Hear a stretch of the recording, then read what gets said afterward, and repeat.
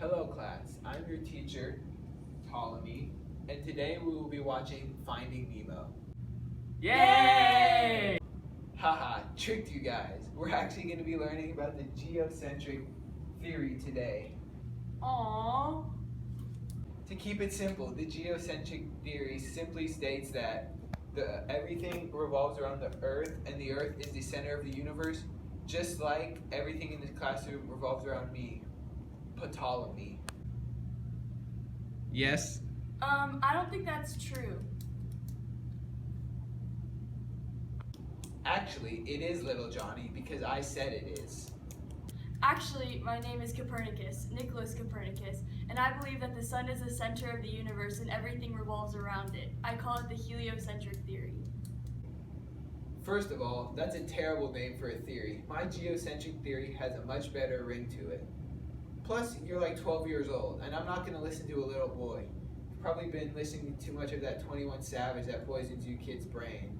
But anyway, if you want to make anyone believe you, you're going to need to back it up with some proof.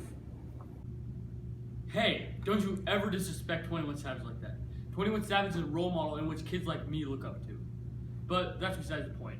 My name is Johannes Kepler, and I put together some data to help prove the heliocentric theory. Here, look, take a look. I have a tattoo proving the heliocentric theory. I've also used this data to help prove the laws of planetary motion. Let me get this straight. Copernicus suggests that the sun is the center of the universe, and Kepler uses data to back up his claim. Does anybody else want to join these hooligans and make up some more false information?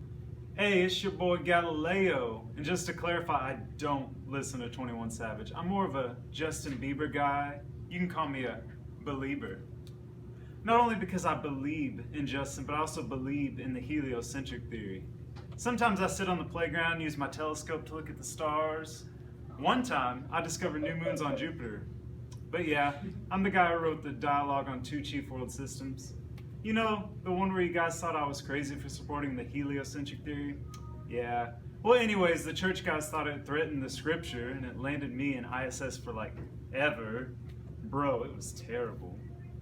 Haha, Galileo, I remember you, you're weirdo telescope boy. You really thought that you discovered spots on the sun, but the only spots I see are those pimples on your face. Haha, I roasted you. But anyway, class is dismissed.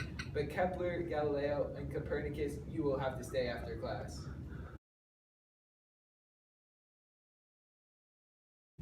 Hello, welcome to Who is the Best Father award show, where we will be selecting Father of the Year.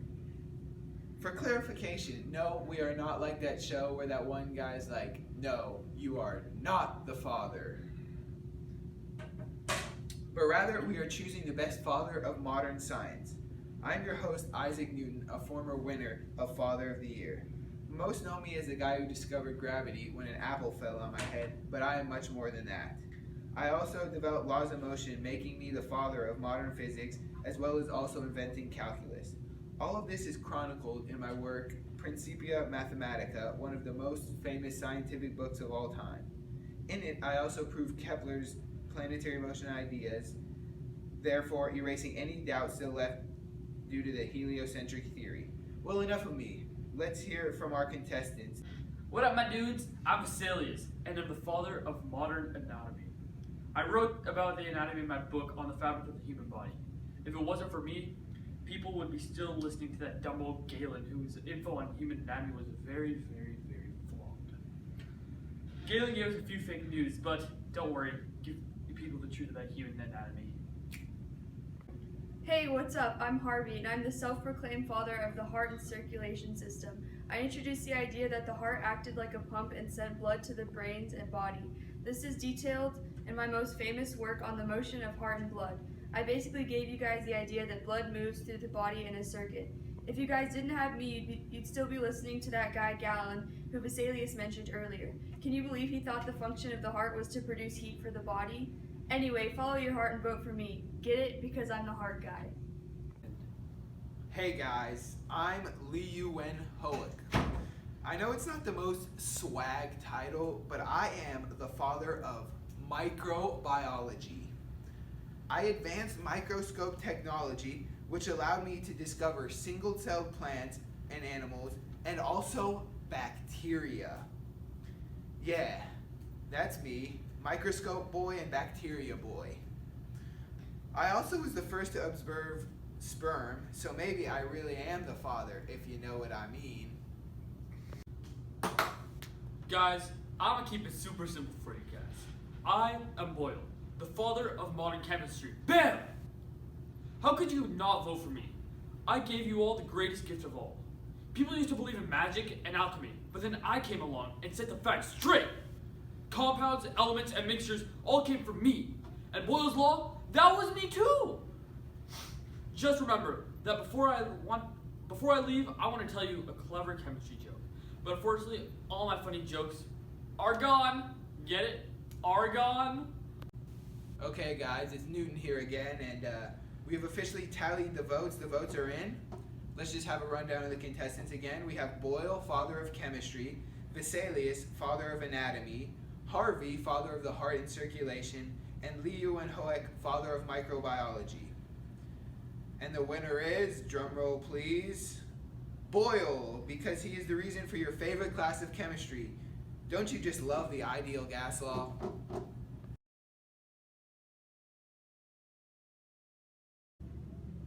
Hey, what's up, man? I'm Descartes. What are you doing here?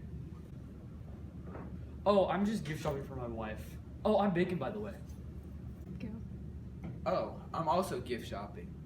Here, look, there's some flowers, but don't be fooled. First, we must doubt their existence and use our senses to determine if they actually exist. Others might think that you're crazy, but I see where you're coming from. I believe in empiricism, which basically says that you gain knowledge through sensory experiences. Really, I'm more of a rationalist myself, but may I suggest to you my book, Discourse on Method? I think you find it interesting. Is that really your book? That famous quote, "I think, therefore I am"? That really had me bursting out for a second. Oh, you think my quotes are funny now? Bet you won't think it's funny to catch these hands. Whoa, chill, homie. Do you really think my wife would like this mind and body lotion? Oh yeah, I recommend that lotion to everybody. It was actually based off my thought of Cartesian duality, which states that the mind and body are separated. Dude, you were pretty chill at first, but now you're just crazy. Using my inductive reasoning ability, I've come to the conclusion that you're an idiot. Bro, you're such a nerd. Using my superior deductive reasoning skills, I've come to the conclusion that you're a dork. Well, you know what, bro? I can't realize how different we are. You like rational thinking, I like empiricism. You like deductive reasoning, I like inductive reasoning. But you know what? I want to be friends with a guy like you. Hug it out, bro. Yes. I love you, bro. But really, what are we going to get our wives? I know it's crazy, with all our work dedicated to the scientific method and discovering the truth, and we can't even find what to get our wives. But I've been thinking, we can just leave them and have a bromance. Yeah. Love you, Bacon. Love you, Descartes. Hey guys, I got a little problem. I'm Cavendish, basically one of the greatest women in the scientific revolution. I'm a natural philosopher who wrote Grounds on Natural Philosophy and criticized the fact that humans are masters of nature.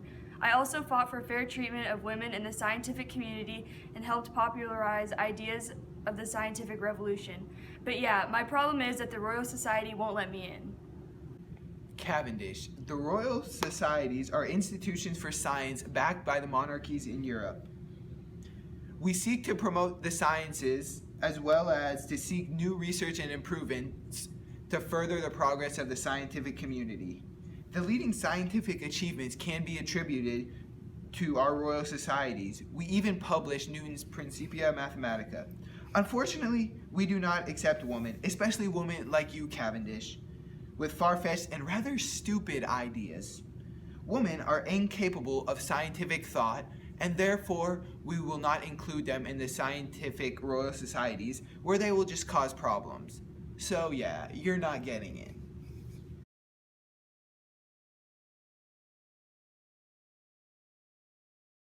In the Middle Ages, all scientific knowledge was produced and monitored mostly by the Church. The Church produced a number of truths about the natural world, which it claimed were undeniable. These alleged truths were produced by Bible studies as well as the ideas of Aristotle, which later would turn out to be flawed. Ideas such as the four humors by Galen and the geocentric theory by Ptolemy dominated the Middle Ages. These ideas generally went unquestioned for years, backed up by the teachings of the Church. The Protestant Reformation, begun by Martin Luther in 1517, led many Europeans to begin to question the authority of the Church. By breaking free from the Church, intellectual progress began to flourish. In this atmosphere, the scientific revolution blossomed and classical viewpoints were broken. Cut it. Go. The scientific revolution can be compared to the Renaissance in the 14th century. Like the scientific revolution, the Renaissance was a change in the way people thought and changing the way people acted. At the beginning of the scientific revolutions, questions were being asked about why these new scientific discoveries were coming about. They challenged the church's teachings and began to focus on education to explain things that were happening. Both movements used texts from Greek and Romans, and that both changed the way people thought about the world and they thought about each other. Both produced great works of literature and art and gave us ideas still used today. The Renaissance was more of a period of revival of arts, but the scientific revolution revived sciences and sought to expand on scientific knowledge. The Renaissance had led to the scientific revolution by placing the focus on seeking the truth, which led to a rise in scientific exploration. Finally, both changed the world in their respective times, successfully demolishing the ideas of art, science, literature, medicine, and so forth.